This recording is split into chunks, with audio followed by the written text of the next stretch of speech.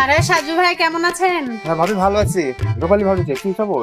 হ্যাঁ ভাই ভালো আছি, আপনি ভালো আছেন? আপনার তো দেখে মনে হচ্ছে ভালো নাই। কেন ভাবি, আমি তো ভালোই আছি। কিছু হয়েছে নাকি? আপনার ভাই আর আপনার বইয়ের যে মিল মহব্বত দেখলাম, এটা দেখে সুবিধার মনে হলো না। ও, আমার বউ আর এই ছোট ভাইয়ের কথা বলছিলেন ভাবি? ওরা তো মা ছেলের মতো, বন্ধু বন্ধু মতো। সারাদিন গন্ডগোল করে, সারাদিন মারামারি, কথা কাটাকাটি, রাগারাগি।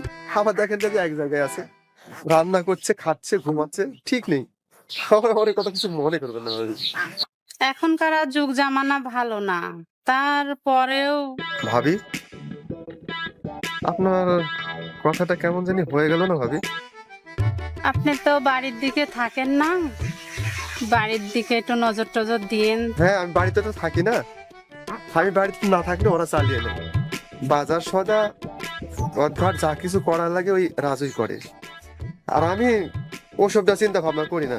ওর ভাবি ওকে সবসময় সামলে রাখে, সংসারটা সামলে রাখে। আর রাজু তো সবসময় দৌড়ের উপরে থাকে, এখানে যায়, বাজার করো, ওই করো, সেই করো, সবসময় করতেই থাকে। আর সবসময় গন্ডগোল করতেই থাকে আর কি।